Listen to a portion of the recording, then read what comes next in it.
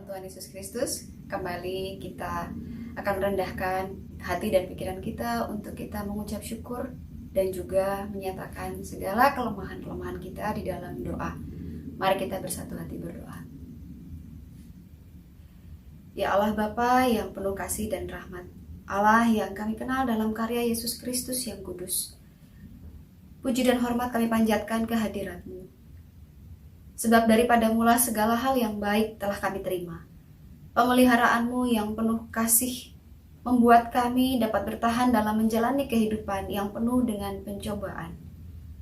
Namun apalah daya kami ya Allah, ketika kami ingin menyenangkan hati-Mu dengan segala rasa syukur kami justru melakukan apa yang membuat-Mu murka.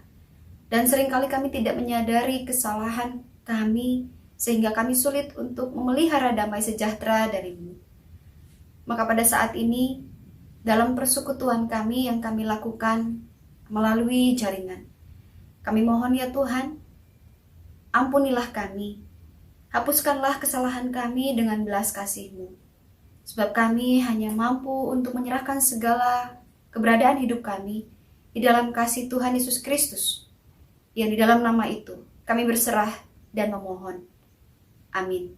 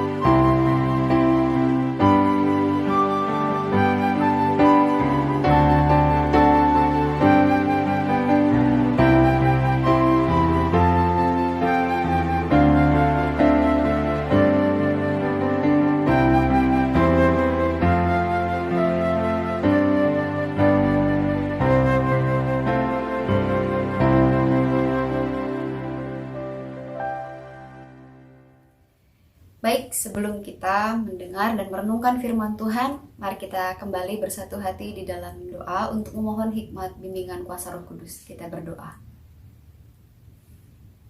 Ya Bapa yang Maha Kasih, Bapa yang menjadi sumber hikmat dalam setiap hal yang kami alami dan kami rasakan. Kepadamu Tuhan kami kembali memohon agar kiranya Kau perkenankan kami untuk merasakan bimbingan kuasa Roh-Mu yang kudus, yang menuntun kami melalui hikmat firman Tuhan yang akan kami dengar dan kami renungkan. Maka biarlah kiranya kami juga merasakan syukur dan sukacita sebagai umat-Mu yang mendapatkan kesempatan untuk kami dapat merasakan sapaan firman-Mu di dalam kehidupan kami. Di dalam nama Yesus Kristus kami mohon, bersabdalah, kami siap untuk menyambut dan merenungkannya. Amin. Om Apa yang terkasih dalam Tuhan Yesus Kristus, kita akan bersama membuka firman Tuhan yang akan kita dengar dan kita renungkan di minggu pertama bulan Desember, minggu Advent yang pertama pada saat ini dari Yesaya pasal 40. Saya akan mengajak kita untuk memperhatikan ayat 27 sampai dengan ayat yang ke-31. Yesaya pasal 40 ayat 27 sampai dengan ayat yang ke-31, saya bacakan bagi Oma-Opa sekalian. Mengapakah engkau berkata demikian, hai Yakub, dan berkata begini, hai Israel? Hidupku tersembunyi dari Tuhan, dan hakku tidak diperhatikan Allahku. Tidakkah kau tahu dan tidakkah kau dengar? Tuhan ialah kekal. Tuhan ialah Allah kekal, yang menciptakan bumi dari ujung ke ujung. Ia tidak menjadi lelah dan tidak menjadi lesu. Tidak terduga pengertiannya. Dia memberi kekuatan kepada yang lelah dan menambah semangat kepada yang tidak berdaya. Orang-orang muda menjadi lelah dan lesu, dan teruna-teruna jatuh tersandung. Tetapi orang-orang yang menanti-nantikan Tuhan mendapat kekuatan baru. Mereka seumpama Raja Wali yang naik terbang dengan kekuatan sayapnya. Mereka berlari dan tidak menjadi lesu. Mereka berjalan dan tidak menjadi lelah. Demikian firman Tuhan. Om apa yang terkasih dalam Tuhan Yesus Kristus, kalau di sini kita mendengar ada sebuah pengandaian kasih dan pemeliharaan Tuhan itu ibarat burung Raja Wali yang merasakannya, yang mampu untuk terbang tinggi dan menunjukkan kekuatan sayapnya. Mungkin Om Opa juga ada yang tahu ya, lagu yang sering kali dinyanyikan oleh anak mantu cucu di rumah. Lagunya kurang lebih kan seperti ini. Aku ingin selalu berada di hadirat-Mu. Aku ingin selalu berlindung dalam naungan-Mu. Di bawah kepak sayap-Mu, Kau bawaku terbang tinggi, melintasi langit biru, bagaikan Raja Wali. Itu adalah satu pujian yang mengungkapkan bahwa ada kerinduan dari kita untuk bisa merasakan perlindungan, penyertaan Tuhan dan kedahsyatan kuasa-Nya yang diungkapkan dengan terbang tinggi di bawah kepak sayap Allah sebagai Raja Wali yang sangat agung. Itu kita juga menjadi Raja Wali muda yang menikmati keindahan hidup yang Tuhan anugerahkan dan kita nikmati. Namun bagaimanapun juga yang namanya kita kan tidaklah seekor burung Raja Wali. Kita adalah manusia yang memiliki cara tersendiri dalam menikmati keindahan hidup yang Tuhan anugerahkan. Keindahan seperti apa sih yang Oma Opa rasakan? Toh pada akhirnya kalaupun hidup ini adalah indah, kita juga sama-sama mengakui keindahan itu ternyata tidak bersifat kekal. Keindahan hidup yang Oma Opa rasakan bahkan saat ini agak mulai memudar dengan keberadaan fisik kita yang lemah. Bahkan ingatan kadang-kadang sudah mulai agak susah, daya konsentrasi kita juga agak sudah mulai kurang baik. Bahkan dalam komunikasi dengan sesama pun kadang-kadang kita juga mengalami satu kendala. Entah itu dalam hal kita menyampaikan apa yang ada dalam pikiran kita ataupun kita mendengar apa yang menjadi pesan orang lain. Banyak sekali perubahan kehidupan. Entah itu secara fisik, secara mental, maupun juga dalam konteks hidup kita bersosial, apalagi di tengah situasi pandemi ini yang membuat interaksi Oma Opa sangat terbatas. Apanya yang indah? Apa sih yang Tuhan berikan kepada Oma Opa? Dan memang itu masih diakui sebagai sebuah keindahan kehidupan. Nah, mari kita lihat dari sudut pandang seekor burung Raja Wali terlebih dahulu yang disampaikan oleh Nabi Yesaya dalam perumpamaannya. Oma Opa yang terkasih, ada sebuah artikel di internet yang menggambarkan atau menceritakan tentang kehidupan seekor burung Raja Wali yang kita sama-sama tahu itu adalah burung yang sangat memiliki satu kesan kuat dan menjadi perlambang dari kehebatan hidup burung yang bisa menguasai mangsanya dengan sangat baik gitu ya, dengan paruhnya yang kuat maupun juga dengan cengkraman cakarnya.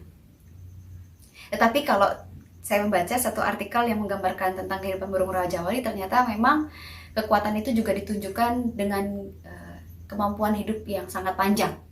Di sini disampaikan bahwa burung Raja Wali itu adalah burung yang paling lama hidup di antara banyak burung yang lainnya karena bisa mencapai umur 70 tahun. Ini burung yang sangat luar biasa, memiliki fase usia yang sangat panjang. Tetapi sebelum usia 70 tahun dan kemudian akhirnya mati karena siklus hidupnya secara alamiah, ada satu fase perubahan tubuh fisiologis yang harus dialami, harus dilewati oleh seekor burung Raja Wali, yaitu di fase umur 40 tahun. Dikatakan di sini bahwa ketika burung Raja Wali telah mencapai umur 40 tahun, dia untuk dapat hidup lebih panjang lagi 30 tahun sampai usia batas 70 tahun itu harus melewati fase transformasi tubuh yang sangat menyakitkan. Saat itu Yang terjadi dalam hidup seekor burung Raja Wali adalah paruh yang semakin menua itu semakin bengkok dan melengkungnya ke arah leher. Jelas itu sangat membuat dia kesulitan untuk memangsa makanannya, dan cakar-cakarnya pun sudah mulai tidak tajam. Di usia 40 tahun, burung Raja Wali ternyata harus mengalami pergantian paruh dan pergantian cakar. Dan itu terjadi sangat luar biasa, sulit serta menyakitkan. Sehingga ada satu upaya burung Raja Wali untuk mengalami sebuah meditasi kalau bahasanya manusia ya. Dia akan terbang tinggi ke satu puncak gunung yang kemudian disitulah dia akan berusaha untuk melepaskan paruhnya, sehingga kemudian paruh itu berganti menjadi paruh yang baru. Dan dengan paruh yang baru itu dia akan melepaskan satu persatu cakarnya, cakar kakinya, dan itulah yang kemudian dia dapatkan jadi cakar yang baru gitu. Dan proses itu proses yang sangat menyakitkan selama kurang lebih 6 bulan.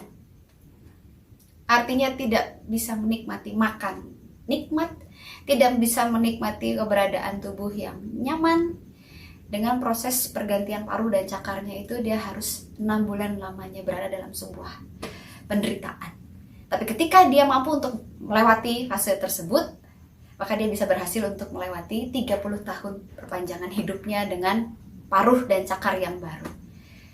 Nah, dari gambaran Raja Wali yang digunakan juga oleh Nabi Yesaya dalam menasehati umat Allah, yaitu adalah orang-orang Yehuda, kita bisa mendapatkan satu gambaran bahwa seringkali manusia itu sangat manja dalam menjalani fase kehidupan.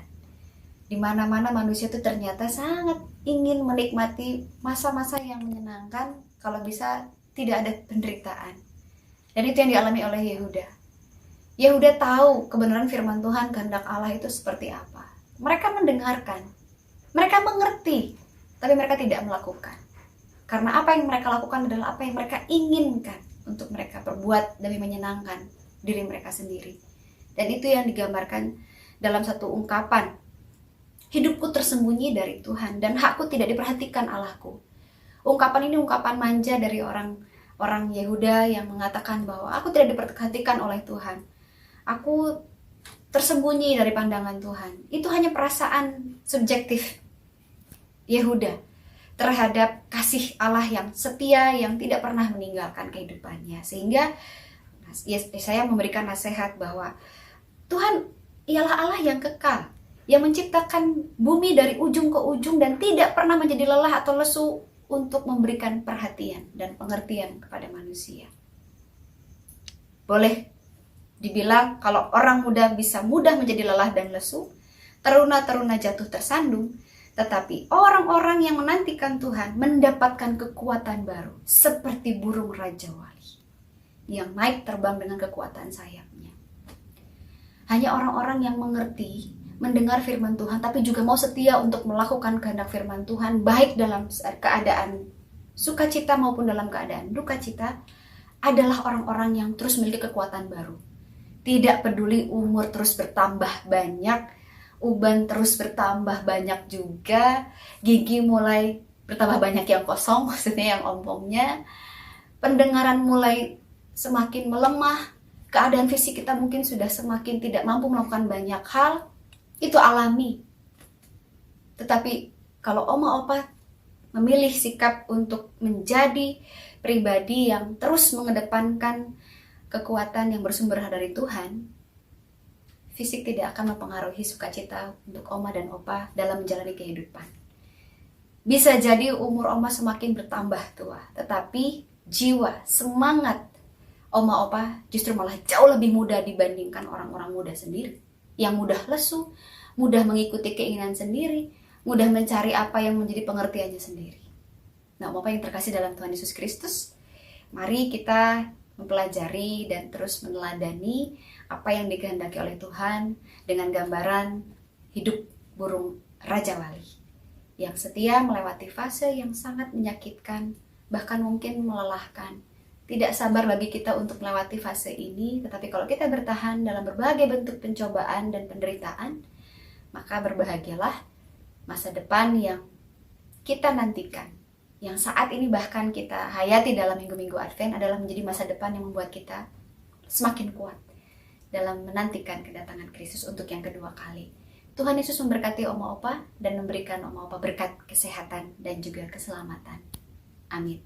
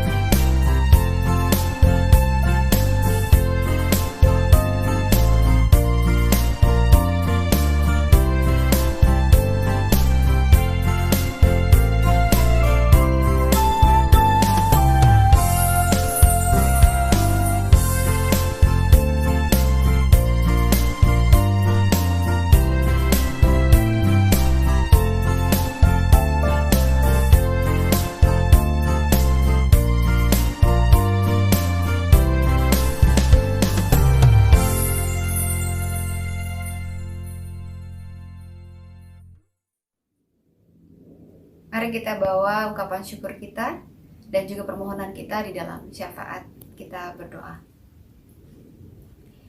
Allah Bapa, kami sungguh bersyukur atas pemeliharaan kasih-Mu dalam hidup kami, melalui persekutuan kami yang sekalipun kami harus lakukan dalam menjaga jarak hingga saat ini. Kami yakin hikmat firman-Mu memampukan kami untuk dapat merasakan hadirat-Mu dalam segala aktivitas kami sehari-hari. Maka pada saat ini kami pun hendak menyerahkan seluruh keberadaan diri kami, hidup kami, keluarga kami, agar senantiasa mampu mengucap syukur dan tidak hanya melalui persembahan yang akan kami serahkan dalam hidup persekutuan di gereja, tetapi juga melalui segala karya dan pelayanan kami bersama dimanapun kami berada. Maka dengan mengarahkan seluruh hati dan pikiran kami juga serahkan seluruh pergumulan hidup kami pribadi lepas pribadi, hanya ke dalam kasih kuasa Yesus Kristus yang menjadi sahabat sejati dalam hidup kami, yang menguatkan setiap langkah kami, sehingga kami dapat terus berlari, terbang tinggi, seperti burung Raja Wali yang berada dalam kasih dan pemeliharaan Tuhan. Maka dengan mengarahkan hati kami kepadamu, kini kami siap juga untuk menyambut berkat-Mu atas kehidupan kami. Kasih dari Allah yang tercurah dalam keselamatan oleh Yesus Kristus dan persekutuan dengan kuasa Roh-Nya yang kudus, kiranya menyertai kehidupan kita dari saat ini sampai selama-lamanya. Amin.